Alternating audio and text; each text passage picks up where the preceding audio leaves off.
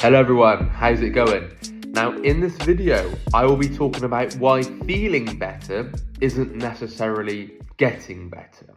Okay, something that I was quite confused by because I thought, well, if I'm feeling okay, that means that I am, getting better, therefore I am recovering. Well, let me give an example of why that wouldn't necessarily work. So if you came into a coaching call, okay, and we just gave you a shit ton of reassurance, you're going to go away from that call feeling better, right? Let's say, for example, you're coming in with real event false memory OCD, and I just reassure you for 40 minutes on the call, you have done absolutely nothing wrong. You are not the worst person ever.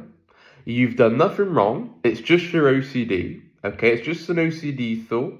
Okay, you're not a bad person. You're not terrible at all. You're amazing. We all love you. I love you dearly. You're not a bad person, right? You think, great. Thank you very much, Sam. I'm feeling awesome. Brilliant. I'm feeling really happy now you've told me that. Now, why isn't that getting better? Because 5 minutes after the coaching call, OCD, 5 minutes if you're lucky, by the way, 5 minutes after the coaching call, OCD will hit you with a different angle. It will find another way in. Don't worry about that one. It will say, well, hang on a minute. You didn't explain that to Sam well enough. You didn't confess this thing in the past well enough. And Sam wasn't really listening. When you was talking, his microphone went up and then it went down. Therefore, he didn't quite hear that one word. Therefore, if he did hear that one thing, he would not say I'm a bad, terrible person. He would say I'm the worst scumbag ever to live on this planet Earth, right? Or maybe OCD says, oh shit, I didn't explain it correctly. Oh, I didn't tell him this. Oh, wait, hang on a minute. Oh, wait, this isn't what happened. Maybe I got that wrong. Or maybe I explained that in a way that actually didn't actually happen like that, right? Now, I could give you all the reassurance in the world. It wouldn't work with OCD because you have a doubting disorder, okay? You have to go towards the worst case scenario. This is why, in calls, people really try and seek reassurance. And they know quite quickly that we do not give that. Because that is like me giving an alcoholic a shit ton of lager to celebrate whilst we're on the call. It's not going to work, right? Because OCD will always find a way in. Reassurance is short term. You might get a short term relief, but even then, it's an illusion because it finds something else and it's just that temporary relief, getting things off your chest. Oh, thanks, Sam. You don't think I'm a bad person. And then 2 minutes later, oh shit, what as if me mum thinks I'm a bad person? What as if that bloke over there thinks I'm a bad person? And the cycle starts again. What as if I think I'm a bad person? Then the cycle starts again. Okay? So it's very important to remember that reassurance is just the short-term, it's not even a solution, it's just a short-term relief way of getting relief, right? It doesn't bring any long-term relief at all. Okay, and until I fully gave that up, that is when I started getting better.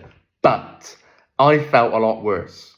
I felt so much worse when I gave up reassurance. I'll tell you why. Because my drug was reassurance.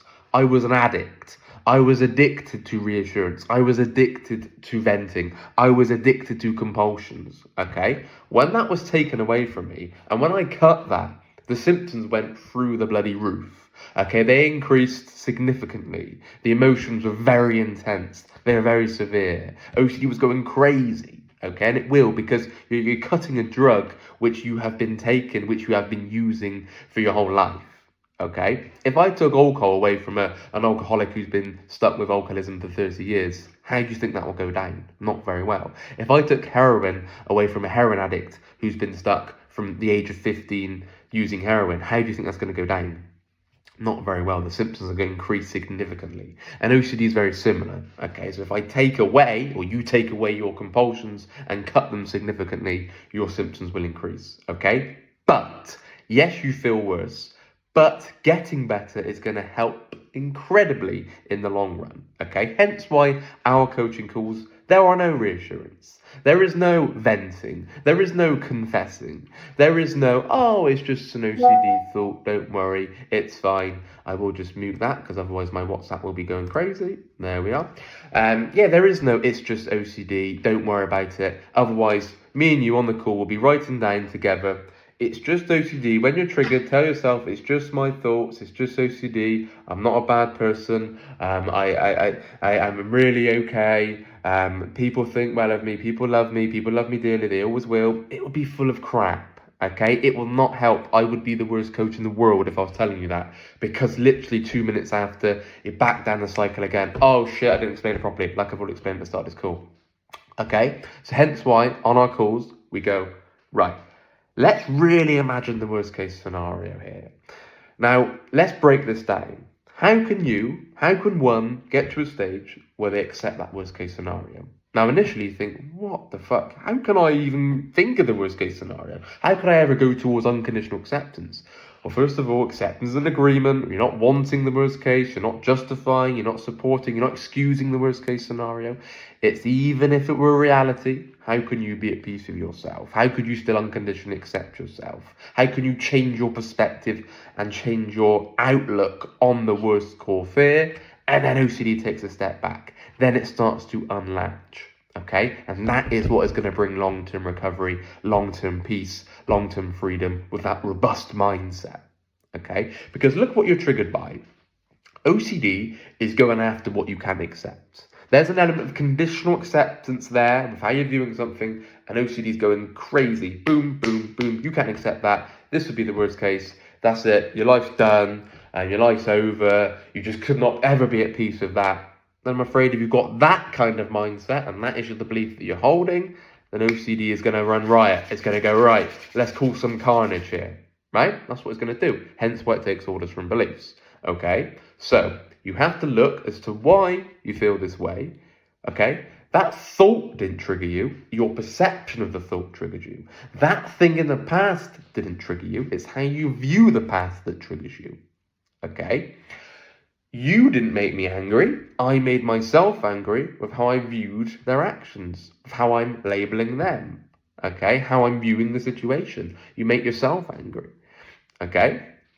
Now, the reason that feeling better isn't necessarily getting better is because, like I say, it can become reassurance if you're just feeling better each time because you're usually getting some short-term relief, some short-term getting rid of the feelings, escaping discomfort, okay? Usually, I would like you to go in and really get triggered by something because that's going to be good in the long run. Because two things, you're confronting the fear. When you do exposures, you're confronting the fear, but also you're showing your brain, hey, look, I can stand it because there I am standing it, but also it's highlighting to you right there what you need to break down, what you're still stuck with, what is it you're scared of here, how are you viewing this, how are you catastrophizing this. Let's look at your rigid demands. Let's look at your masturbatory thinking. Let's look at your shoulds. Let's look at your oughts. Let's look at your needs, right? Let's look at your low frustration tolerance. Are you saying, I could not stand that. I just simply couldn't bear it. I just couldn't handle the consequences of that one bit. Right, that's why you should latch into it. How's your undeservedness looking? Are you downing the whole of life? Are you saying if this were true, life is over, life is meaningless, what's the point? No point even living anymore. Are you downing yourself? Okay? Are you living in a guilt, self-punishing cycle because you are labeling yourself a bad, evil, worthless person? Right? Oh yeah, probably why. Okay, so that obviously needs changing.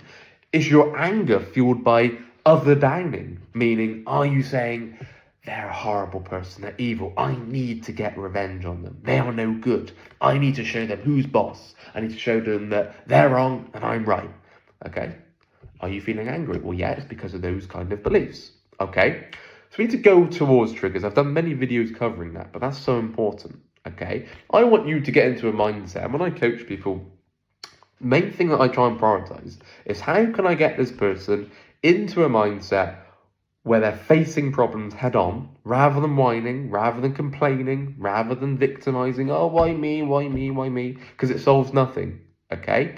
When you've had OCD, when you've had a very challenging mental health disorder like OCD, you get very good at overcoming problems when you start overcoming OCD, because it's going to be probably the biggest challenge you face in your life, probably. Not guaranteed, but probably, okay? So to build that robust mindset, which is what I'm trying to coach people with, to gain that robust mindset of, okay, how do I deal with this problem? Why is it causing so much disturbance? Well, it's causing me so much disturbance because of how I'm viewing it. My beliefs, my compulsions that I keep doing, my avoidance behaviors, my procrastination, Okay, the more I keep that reassurance, that self-reassurance, that internal dialogue, that obviously isn't helping. Okay, if you faced a real-life problem, you just go, all right, it's okay, I'm not a bad person, it's okay. It's not going to work, is it? Okay, you've got to think, well, what's the problem? What am I scared of? How do I deal with the problem? What's fueling this emotional reaction? What is fueling this overwhelming guilt? Right, it's because I'm viewing myself as an evil person if that happened. It's because I'm saying I could never ever be let off the hook and I'm undeserving of any happiness ever again in my life. Right, that's why you're feeling chronically guilty and ashamed. All right, cool. Makes sense. Okay, so recovery is life, remember. It's not just, hey, come on in, we're going to now recover you from POCD, okay? Because recovery will spread into all areas of life because you get into a robust mindset of just dealing with obstacles. OCD is just an obstacle in your life, right? Whatever theme, whatever fear, it's just an obstacle to overcome, right? By shifting perspectives, looking at how you're viewing it, not avoiding, going towards it, by cutting compulsions, changing your life structure, prioritizing things, time management, and so on. Okay?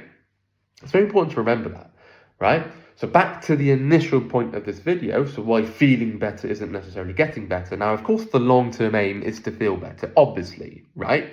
Right? I'm feeling great right now. There's no chronic guilt, there's no chronic anxiety, there's no chronic panic, there's no panic at all, there's no intrusive thoughts.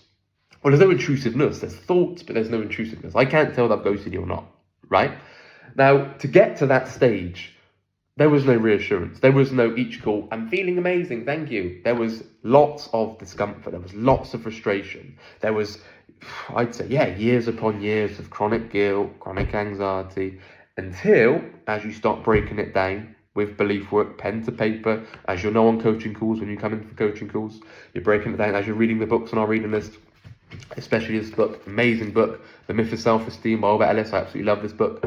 So as you start breaking that down, you're going to feel quite anxious because you're confronting the fear. You're breaking down what's been keeping you stuck for so long.